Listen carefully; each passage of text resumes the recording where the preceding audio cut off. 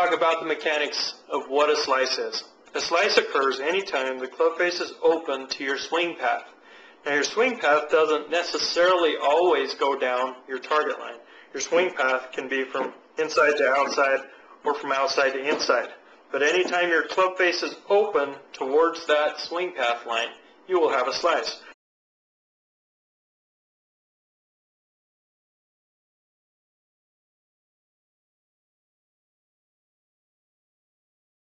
I'm going to quickly describe what it means to strengthen your grip using reference points on my hands. At the base of my wrist, where it pivots right here, in between two tendons, there's a pocket called your anatomical snuff box. I have 3 knuckles marked, an arrow between my thumb and forefinger, and my lifeline on my right hand. Now it's important to remember that no matter what you do with your left hand, this lifeline always fits on the top right side of your left thumb right here so that your left hand and right hand work together. Now as I hold the club out in front of me, and I grip it with my left hand, I've got the club face straight up and down with the club face square to the target. Now as I hold this left grip right here, the snuff box is over the top of the grip. This arrow right here is pointing at my right ear, and I can see 2 and nearly 3 knuckles. This is what's called a neutral grip. If I turn my left hand to the left side, this arrow points at my chin, the snuff box is on the left side of the grip, and I can see just 2 knuckles. That's called a weak grip.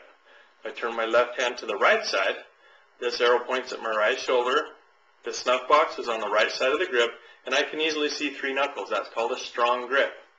Anytime you take your hand and turn it in any manner towards the right side, that's called strengthening your grip, which will eliminate the potential for slicing the golf ball. If you have a weak grip or a neutral grip, and you turn your grip stronger, that will help eliminate the possibility of slicing the golf ball.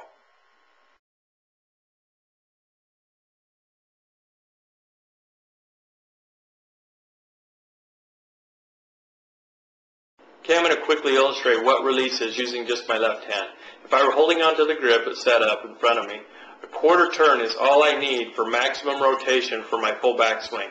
At the point that I come down right here, just prior to impact, my club turns back square to impact, and my hand continues to turn another quarter turn through the rest of my swing. That's all release is.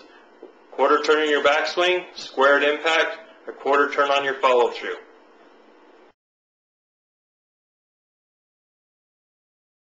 Grab a golf club, I've got a 5-iron, and just start swinging with one arm.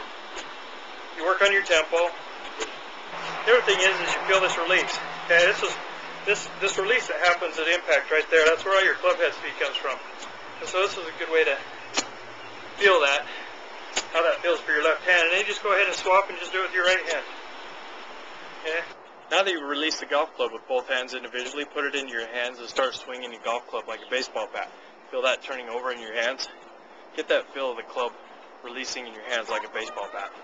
Now go ahead and lean over and just start doing it at a different angle.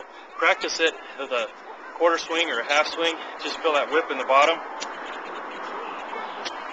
And then once that feels good, go ahead and start doing a more full swing. 3/4 swing, full swing. And you'll get to feel what it should feel like. And this line right here is for the ball alignment on a drive. On a drive, the ball is placed just off the inside of your left heel. Now I've placed 3 other balls here to help me with the ball placement in my stance. Ball number 1 is right off the middle of my stance for wedges through an 8-iron. Ball number 2 is your 7-iron through your 4-iron, and ball number 3 is your 3-iron through your fairway wood. Hitting the golf ball squarely at impact is largely determined by your backswing. I'm going to describe the relationship between your backswing and your downswing, and I'm going to kind of exaggerate a little bit so that you can see my point. Somebody that slices the ball, in many cases, will bring the golf club back low and inside very quickly, and then on the downswing, the golf club comes from the outside through the inside, slicing the golf ball. Now somebody that draws the golf ball will do just the opposite. What they will do is take the golf club up vertically and outside, and as they come back down on their downswing, the golf club comes back from the inside through the outside, drawing the golf ball. So the important thing is to remember is whatever you do on your backswing will be mirrored and reversed in your downswing. If the club comes back on the inside on your backswing, On your downswing, the club will go from the outside to the inside. So to minimize slicing, what you need to focus on is taking the club more back, straight, more vertically, away from you to keep the golf club on plane so that when you hit down, the golf club will come back on plane and hit the golf ball squarely. This is a good drill to help you get your swing on plane. Next time you go out to the driving range and hit a golf ball, set it to a golf ball, and bring your golf club up parallel to the ground.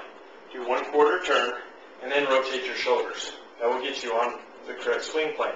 Now in the back, you can see my club face is pointed towards the sky. The back of my hand is pointed down towards the ground. My wrist is kind of at a steep angle. My left wrist is flat down my forearm, and that will get me on the correct swing plane so that my club face is square at impact. Now do that a few times. Don't try to hit the golf ball very hard. Just try to concentrate on getting good impact with the golf ball and focus mostly on your swing plane. Now, once that feels natural to you, instead of bringing the golf club up parallel to the ground and doing your 1/4 turn, just go ahead and do it from the ground. Do your 1/4 turn, add your shoulder turn, and then hit the golf ball. Do that a few times and you'll get your swing plane right on track. If you struggle with an outside-inside swing path on your downswing, this drill will help straighten you out. You need some kind of a line that's used as a target line, as a swing path line. Either lay a club on the ground or a piece of tape like I've done.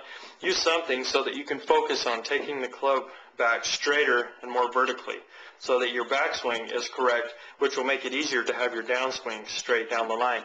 The other thing is set up 3 golf balls and go out and hit golf balls. If you're able to come straight through your target line like you should be able to miss this golf ball and this golf ball and just have contact with the middle golf ball.